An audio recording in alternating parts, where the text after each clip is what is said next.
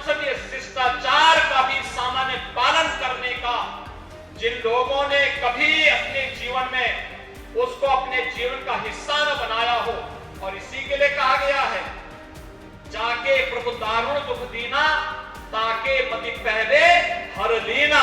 और उनकी मति को प्रभु ने किस रूप में हरने का कार्य किया, वह दृश्य कल पूरे देश ने देखा है, जब एक माननीय न्यायालय ने उनके कृत्यों के लिए उन्हें सजा सुनाई और कहा कि नहीं, आपका ये वक्तव्य सामान्य संसदीय परंपराओं के विरुद्ध भी है, शिष्टाचार के विरुद्ध भी है, और एक सांसद को इस प्रकार के वक्तव्य कभी शोभा नहीं दे सकते हैं। तब भी कांग्रेस के नेताओं के बयान, भाइयों बहनों, किस रूप में थे वह किसी से छुपा हुआ नहीं है। नमस्कार, स्वागत है आपका द न्यूज पर। मैं हूं आपके साथ शिप्रा सैनी। कांग्रेस पार्टी के नेता राहुल गांधी की लोकसभा की सदस्यता खत्म होने पर सियासी भूचाल देश में आया हुआ है। लगातार विपक्ष और बीजेपी आमने सामने हैं। इसी कड़ी में अब बीजेपी के नेता और उत्तर प्रदेश के मुख्यमंत्री योगी आदित्यनाथ ने राहुल गांधी पर बड़ा हमला बोला है। सीएम योगी आदित्यनाथ ने ये कहा कि राहुल गांधी को गरीबों, दलित और पिछड़ों से माफी मांगनी चाहिए, क्योंकि राहुल गांधी ने उनका अपमान किया है। इतना ही नहीं, उन्होंने ये भी कहा कि संसदीय मर्यादा को ताक पर रखते हुए दलित, गरीब, पिछड़े और वंचितों के खिलाफ ये बयान दिया गया है, जिसको लेकर राहुल गांधी और कांग्रेस पार्टी को देश से माफी मांगनी चाहिए। तो इस तरीके से लगातार राहुल गांधी को लेकर सियासी बयानबाजी का दौर जारी है। एक तरीके से सियासी भूचाल कहीं न कहीं आ चुका है। जिस तरीके से कांग्रेस पार्टी विरोध प्रदर्शन कर रही है, विपक्ष लगातार देखने को मिल रहा है कि अपना उल्लू सीधा कर रहा है, और कहीं न कहीं बीजेपी इस पूरे मामले को लेकर राहुल गांधी और कांग्रेस पार्टी पर हमलावर है, क्योंकि लगातार कांग्रेस पार्टी बीजेपी पर आरोप लगा रही है, सरकार पर आरोप लगा रही है कि राहुल गांधी को अपने रास्ते से हटाने के लिए ये सरकार का एक षड्यंत्र है। लेकिन इन सब के बीच उत्तर प्रदेश के मुख्यमंत्री योगी आदित्यनाथ ने राहुल गांधी की सदस्यता खत्म होने पर यह बड़ा बयान दिया है। उन्होंने एक कार्यक्रम को संबोधित करते हुए ये कहा कि देश ने देखा है कि किस तरह से कांग्रेस के पूर्व अध्यक्ष और सांसद राहुल गांधी ने संसदीय मर्यादा को ताक पर रखते हुए देश के दलित, गरीब और पिछड़ों का अपमान किया है। उनके खिलाफ ये बयान दिया गया है, और जब कोर्ट की ओर से इसे लेकर उन्हें फटकार लगाई गई तो कांग्रेस नेता कोर्ट की अवमानना करने पर उतारू हो गए। इस बात का जिक्र भी मुख्यमंत्री योगी आदित्यनाथ की ओर से किया गया। उन्होंने ये कहा कि कांग्रेस को गरीबों, दलित और पिछड़ों के अपमान के लिए देश से जरूर माफी मांगनी चाहिए। लगातार इस बात का जिक्र हो रहा है कि कांग्रेस पार्टी के नेता राहुल गांधी को देश से माफी मांगनी चाहिए। उन्होंने जिस तरीके से मोदी सरनेम का जिक्र किया था अपने भाषण में, जिसको लेकर उन पर मानहानि का केस चला, और इस पूरे मामले में सूरत कोर्ट ने उन्हें 2 साल की सजा सुनाई। राहुल गांधी जिस तरीके से कोर्ट में नजर आए, जिस तरीके के एटीट्यूड में वो दिखे, उसको लेकर भी उन पर सवाल लगातार उठ रहे हैं, क्योंकि कहीं ना कहीं राहुल गांधी इतना ईगो में क्यों हैं? आखिर राहुल गांधी माफी क्यों नहीं मांग रहे हैं? ना सिर्फ मामला मोदी सरनेम को लेकर है, बल्कि आपको ये बता दें कि इससे कुछ दिन पहले ही राहुल गांधी ब्रिटेन से वापस लौटे हैं, और वहां उन्होंने जिस तरह की बयानबाजी की है, जिस तरीके से भारतीय लोकतंत्र को लेकर लगातार सवाल उठाए जा रहे हैं, भारत में लोकतंत्र की हत्या हो चुकी है, लोकतंत्र खतरे में है, लोकतंत्र खत्म हो चुका है, यही जो है तमाम बयान कांग्रेस पार्टी के नेताओं की जुबान पर है, जिसको लेकर बीजेपी अब कांग्रेस पार्टी को बकसने के मूड में नजर नहीं आ रही है। और इसी कड़ी में उत्तर प्रदेश के मुख्यमंत्री का ये बड़ा बयान सामने आया है। मुख्यमंत्री ने यह भी आरोप लगाया है कि कांग्रेस ने हमेशा देश को बांटने की राजनीति की है, और अपने राजनीतिक फायदे के लिए नक्सलवाद और आतंकवाद को भी बढ़ावा देने से कांग्रेस पार्टी नहीं चूकी है।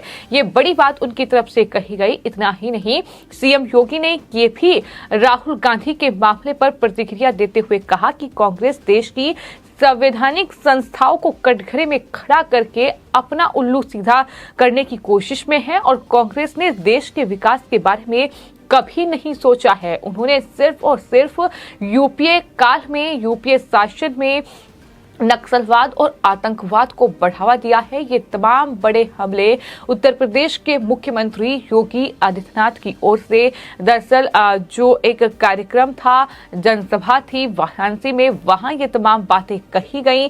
बड़ा हमला राहुल गांधी पर बोला है, क्योंकि राहुल गांधी जिस तरीके की बयानबाजी अभी भी कर रहे हैं, दरअसल सदस्यता खत्म हुई उसके बाद ट्वीट किया गया और लिखा गया कि मैं भारत की आवाज के लिए लड़ रहा हूं, मैं हर कीमत चुकाने को तैयार हूं। सवाल तो ये उठता है कि क्या भारत की आवाज इस तरीके से एक विशेष वर्ग, एक विशेष जाति, एक विशेष समुदाय का अपमान करके की जाएगी? क्या इस तरीके से प्रधानमंत्री को टारगेट करने के लिए वो भारत की जो जनता है, जो अलग अलग समुदाय हैं, क्या उसका अपमान करेंगे? क्या मोदी जो जाति है, समुदाय है, उसे इस तरीके से वो टारगेट करेंगे? तो सवाल कई उठते हैं कि भारत की आवाज आप उठाइए, भारत की आवाज के लिए आप लड़िए, लेकिन इस तरीके से किसी की भावनाओं को ठेस पहुंचाकर नहीं। और यही वजह है कि उन पर कोर्ट ने ये कार्रवाई की है, क्योंकि वो एक सांसद हैं और सांसद होने के नाते उनके बयान का जाहिर तौर पर लोगों के बीच एक बड़ा असर पड़ता है। यही बातें कोर्ट की तरफ से भी कही गई हैं कि चेतावनी के बावजूद भी राहुल गांधी सुधरे नहीं और उसके बावजूद भी वो इतने ईगो में नजर आए, इतने एटीट्यूड में वो नजर आए, जिसके बाद कोर्ट ने ये फैसला सुनाया, 2 साल की सजा हुई, जिसके बाद राहुल गांधी की लोकसभा की सदस्यता को लोकसभा अध्यक्ष ने खत्म कर दिया प्रावधान के तहत। और इस पर ही कांग्रेस पार्टी बौखलाई हुई है। लेकिन वहीं योगी आदित्यनाथ ने उत्तर प्रदेश के मुख्यमंत्री बड़ा हमला बोला है और कहा है कि राजनीतिक फायदे के लिए कांग्रेस जो है वो देश को बांटने की राजनीति कर रही है, नक्सलवाद और आतंकवाद को भी बढ़ावा दिया है। बात अगर उत्तर प्रदेश की जाए तो लगातार कांग्रेस पार्टी उत्तर प्रदेश के मुख्यमंत्री पर कई आरोप मढ़ती नजर आई है। लेकिन आपको ये बता दें कि दूसरी बार सत्ता पर काबिज हुए उत्तर प्रदेश में योगी आदित्यनाथ के शासन का अब 1 साल पूरा हो चुका है और इस मौके पर उन्होंने जो वादा किसानों से किया था वो पूरा कर दिया है। जी हां, आपको बता दें योगी आदित्यनाथ सरकार ने किसानों को बड़ा तोहफा दिया है। आपको ये बता दें कि योगी सरकार ने किसानों को 1 अप्रैल से नलकूप से सिंचाई करने के लिए मुफ्त बिजली देने का ऐलान कर दिया है। यानी अब किसान जो सिंचाई के लिए जो इस्तेमाल पानी करते हैं, जो बिजली इस्तेमाल करते हैं, अब उसका बिल उन्हें नहीं देना होगा। यानी उसका बिल जो है अब वो सरकार पे करेगी। ये उनके घोषणा पत्र में वादा किया गया था, जो वादा अब उत्तर प्रदेश में योगी आदित्यनाथ सरकार ने 1 साल शासनकाल के पूरे हुए हैं और ये वादा पूरा कर दिया है। किसानों को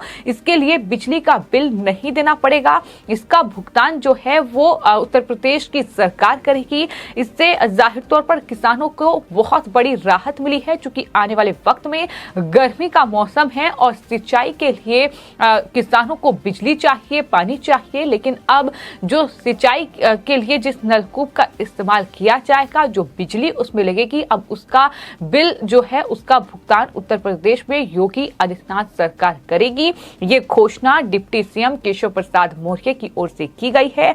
आपको ये बता दें कि किसानों को नलकूप से सिंचाई करने के दौरान खर्च होने वाली बिजली की टेंशन अब उत्तर प्रदेश में कम से कम दूर कर दी गई है, क्योंकि योगी सरकार ने सिंचाई के लिए मुफ्त बिजली देकर बीजेपी के जो संकल्प पत्र में किया गया वादा था वो पूरा कर दिया है। और साथ ही सीएम योगी ने बजट 2023 में महिलाओं को साल में 2 फ्री गैस सिलेंडर देने का ऐलान किया।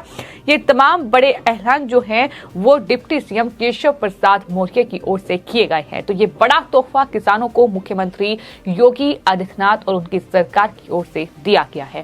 फिलहाल आपकी इस पूरे मामले पर क्या राय है, हमें कमेंट बॉक्स में जरूर लिखें और चैनल को सब्सक्राइब करें। धन्यवाद।